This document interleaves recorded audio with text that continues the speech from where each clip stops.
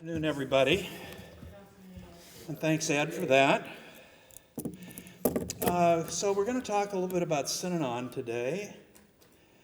First, I want to dedicate this to two lovely people, one of whom I had the pleasure of spending 45 years with, and the other only 10, but man, what a great 10 years with Rowdy. We had more fun. So, talking about Synanon, what can we learn from a failed experiment?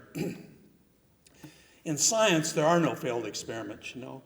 If something fails, then you say, okay, that lane's blocked, now let's try something else until we find out what works.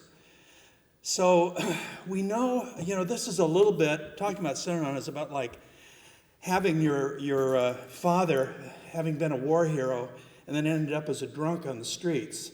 And you kind of say, what the hell happened in the middle? And that's what we're kind of talking about today. What happened in the middle between this incredible start that Synanon had, where it was so inspirational, and what happened afterwards, which we all kind of know. But we went from an organization that was hailed in the Senate, the Miracle on the Beach, over 2,000 programs, within 10 years of its starting, could trace their roots to Synanon. And it broke the myth that drug addicts couldn't be helped, couldn't change. So then it ended, as we know, characterized as a violent cult. And what I wanted to talk about today, my involvement, just to give you a picture of that. I joined Synanon in 1967 as a member of the, quote, game club, which are all these people who are non-addicts coming down and having encounter groups weekly at Synanon, which were led by the residents, the senior residents. I became very inspired. I was very involved in civil rights, and I was really much more interested in Synanon for its racial integration and class integration than I was in terms of drug addiction.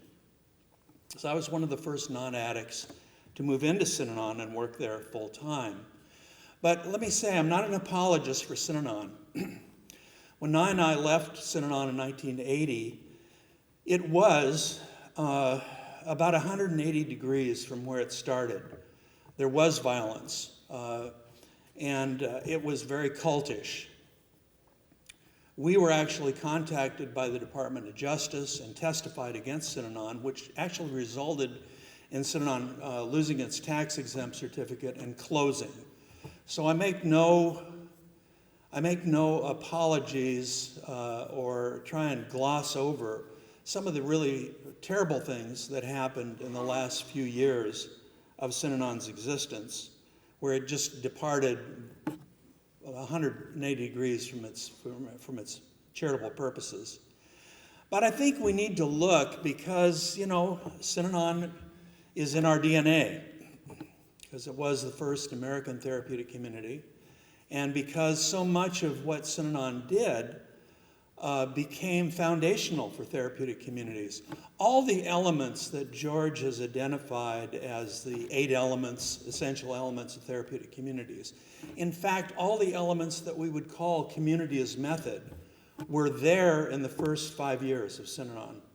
All the things that we do today, the morning meetings, the encounter groups, the idea that you come in and you have to contribute to the community by working, so forth and so on. Those were all there at the beginning and have become foundational for therapeutic communities. But some of the things that people don't know about Synanon are worth looking at. And I'll do a slide on each one. It was a racially integrated community, an economically and class integrated community. There was a very, very innovative approach to community health care. We're talking a lot in the previous session about how important it is to work with families and to provide care for children. Children in many cases are really the victims of drug abuse, the silent victims in many cases. And it's so important that we include children in our communities in a holistic way with their parents.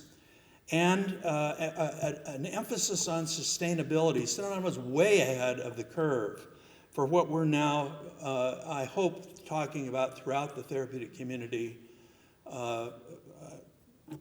globally. So racial integration, you have to recognize that Synanon got started in the middle of the most volatile period until the most recent volatile period in the United States, the civil rights movement. And it started about the time of the Montgomery bus boycott, and then went right through, the Freedom Rides, the March on Washington, King's assassination, Malcolm X's assassination, and the Voting Rights Act.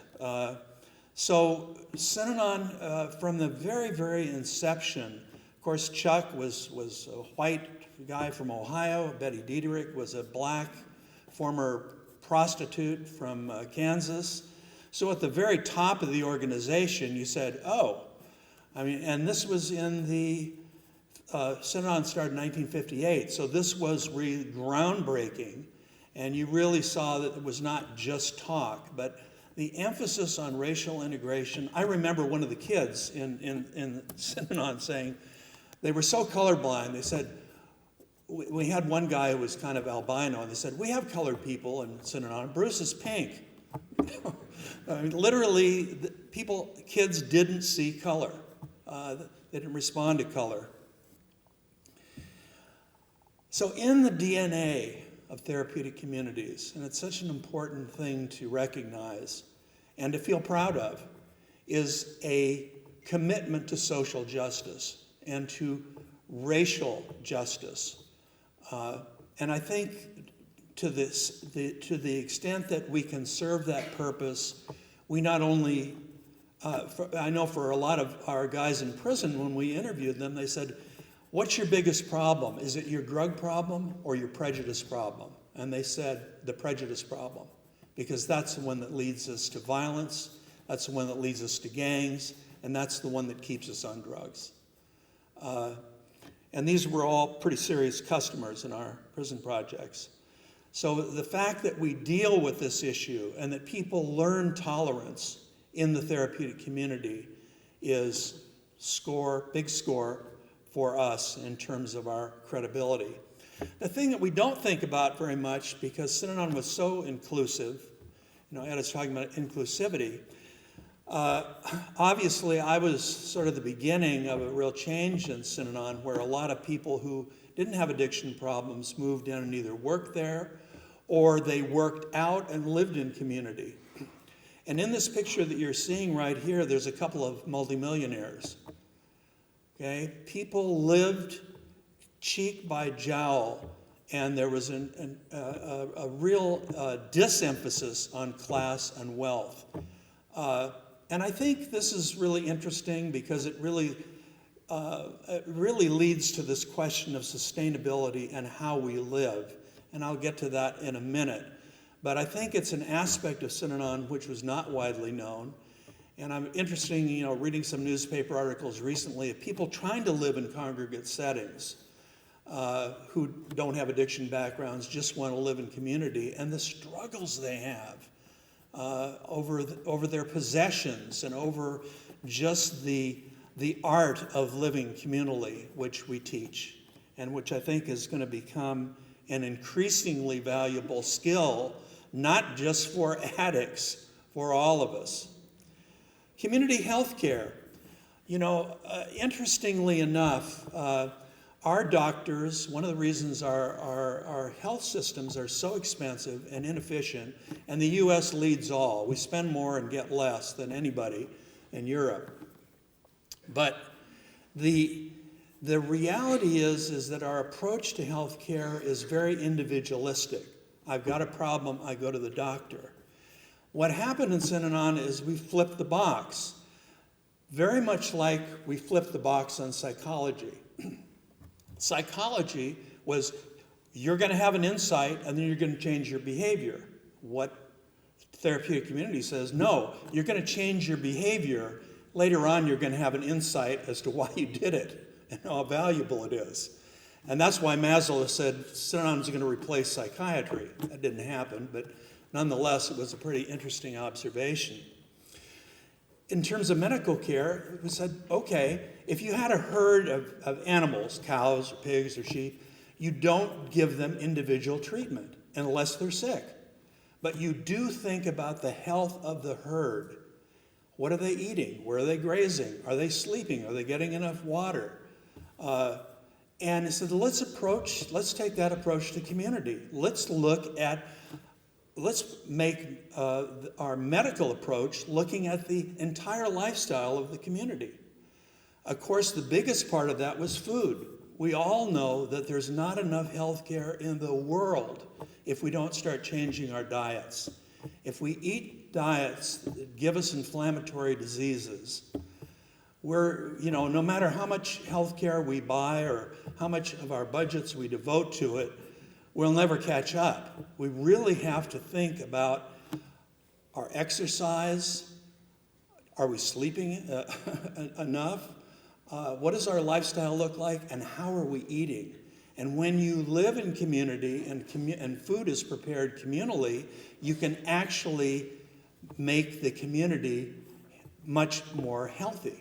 Synanon did some innovative things. Everybody quit sugar. Just quit it, period. Cold turkey, it was probably harder than drugs. There was a lot of whining, but we did it. As well as everybody quit smoking at the same time. All because it was the health of the entire community. And I think this is something that has profound implications, not far beyond the walls of the therapeutic community. Community education and childcare. At one point in my 12-year career at Synanon, I was in charge of education, which started at 6 months and went to wherever, as long as as old as people were. The Synanon educational process was sort of kibbutz-like. It had some, I'm not going to gloss over, there were a lot of mistakes made. Part of it was not having enough parental involvement. But there were a lot of good things that came out of it too over a period of years. And I'm still in touch with a lot of the kids who are in the school. One particular experiment is worth mentioning because it is so unknown and the results were so dramatic. So in the school you had children, of course. Mostly the kids were kids of people who had come to Synanon because they were addicts. From Detroit or Los Angeles or New York City or every slum you can think of in the United States. So they devised a study funded by the National Institute of Mental Health because our kids were raised communally. We built schools, they lived in the schools, their parents came and visited them very much like a kibbutz. And the control group were people who would be considered quite wealthy, no divorce, no mental health problems, all the things. The yards have to be so big, everybody had to have an upper class lifestyle with no mental health, divorce, or anything like that. When the results of the study were done, this 5-year study, the children of Synanon, this group of mongrels, essentially, had IQ scores 15 points above the other group. Why? Because they lived in an enhanced intellectual, physical, social environment. When Barry Brazelin came out to look, he said, "This study will be buried." And we said, why? He said, because it's so threatening about the myth of the nuclear family being the ideal situation. And so it takes a village to raise a child, but we don't do that very often. But it really speaks to, again, something that TCs can do. It's in our DNA. It's in our history. And we should name it. We should own it. We should claim it. We should proclaim it. We started studying in Synanon because this, again, was almost contemporaneously with the civil rights movement. The first picture from space of the earth, which was such a incredible intellectual and emotional experience, to see the planet with no lines, no maps, nobody's flag sticking on it. And that period of time, the Whole Earth Catalog, Buckminster Fuller, Operating Manual for Whole Spaceship Earth, the incredible book Small is Beautiful, talking about we are heading for a world which the way we're living in it is unsustainable. We will destroy the only home we have, the only planet we have. And the New York Times identified that as one of the most influential books of the 20th century. This is all the stuff that we were looking at and studying. And we've known, I think we know in the back of our brains and sometimes in the front of our brains for many decades that the way we're living in our advanced economies in the world is not sustainable. But we just keep on doing it because we haven't hit the tipping point yet, although we're getting a lot of warnings about it every year. The wildfires, the glaciers melting, 115 degrees in Siberia on a summer day, And there was a sense of responsibility that we should be role modeling how to live on the planet, not only for those of us who are living in community, but to model it for people outside of the community, but also to prepare our residents. You're going to move into a world that is going to be quite different than your parents' world. And addiction is not the only problem, not even the biggest problem. So we really did a lot of things in Synanon that were way ahead of the curve in sustainability. I talked about congregate housing, and you can see that one picture there. Public transportation, there were very, very few cars. It was all buses and vans to take people from place to place because it's much more environment friendly. Congregate dining, of course, saves an enormous amount in terms of food preparation, and also you can prepare much healthier meals for everyone. And it isn't, people think, suffering, I wouldn't be able to have my own kitchen. But we didn't suffer. We actually ate really, really well. And this is kind of the Amity dining room. We kind of picked this up and carried this forward. You should eat in beautiful environments and eat really great food and eat a primarily plant-based diet to have a healthy community. And for a lot of our students, as they come into Amity, their first response is, what the hell is this? I mean, literally, where's the beef? But within a month or 2 months, they are enjoying because eating a primarily plant-based diet, when it's prepared beautifully by chefs who really care, is actually great, and you feel great. And so when people leave, a lot of times they say, I hated it at first, and I love it now, and I'm going to teach my kids how to do this, to eat this way. And without that education, they would never be able to make that transition. And I think have we done a really great job if we take somebody whose life was going straight into the trash, and we really turn their life around, but by age 45, they have diabetes, they're at risk of a heart attack. Did we really do our job for that few months that we had them? I think we need to do more. We need to teach them how to stay healthy, and it's not just not using drugs and being socially much more competent. So, what can we learn? There's a quote, only those who have gone too far know how far to go. Well, yes, but only those who have gone too far can really inform us of how far to go and how far not to go. And the Synanon lesson, there was some really, I think it made an incredible contribution because much of what we're doing in TCs today is still inspired by the lessons that that Synanon provided in those early years, and people like George and others codified and teased out so that we could understand the elements. It wasn't just the black box. But Synanon went too far, really went too far, and in many ways did an incredible disservice to future generations, and also did a disservice to the methodology, which could have been easily avoided. So what are the things? Well, first of all, we learned charismatic leadership is not the way to go. Because in studying charismatic leaders, which I did after that experience, they burn out. They're good for a few years. They have incredible energy. They're very exciting. And then it goes bad.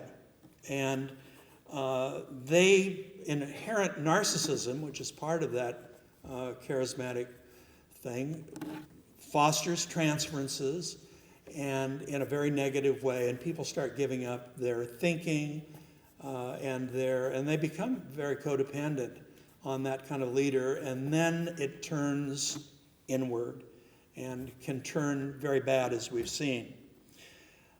The other mistake that Synanon did is it closed. It said, okay, the world out there is bad, we're good, so we want to encourage people to stay here forever. Well, that's really not what we're about. We're about providing a transformative experience for people, really changing the vector of their lives.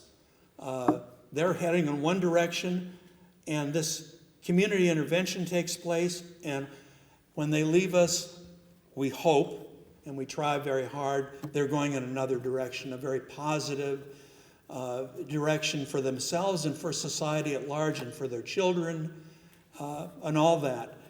When we close the gates and start saying that's bad out there, we're not preparing them for life, and that's our job, So that's another terrible mistake. And when you see that happening, people beginning to narrow it down and exclude people, as Ed was saying, that's a dangerous sign, because that can lead to conditions for a cult of personality or very many other negative things.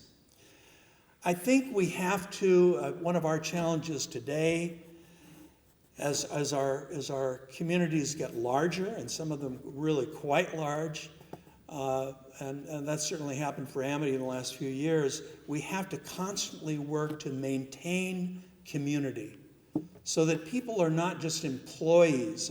Our staff members are not employees, they're members of the community, and they play a vital role in community and feel that they are living community from a position of personal demonstration and not just lip service and a nice tagline on your business card. And we have to address the big problems in our society. We have to teach our students about climate change and our faculty about climate change.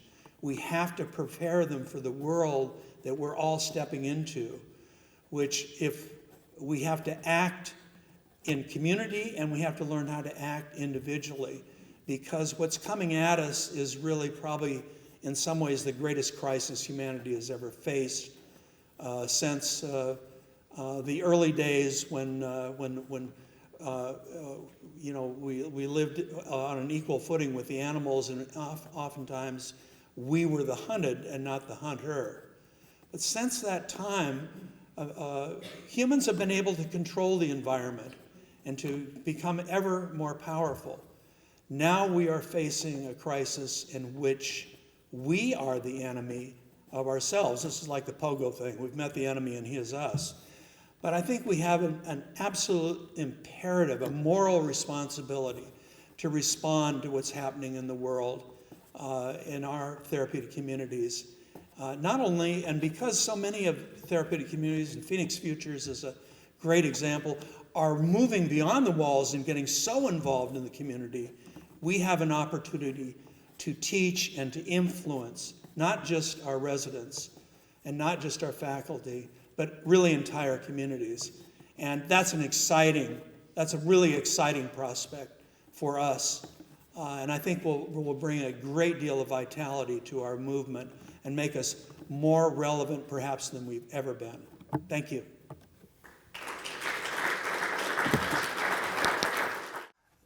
This is a bit of an epilogue to this presentation on Synanon. First, it's really hard to talk about an extraordinarily complex organization that lasted for 50 years in 20 minutes. But it's important for people watching this presentation to understand that Nye and I tried to take what we learned from Synanon, the good things, the very powerful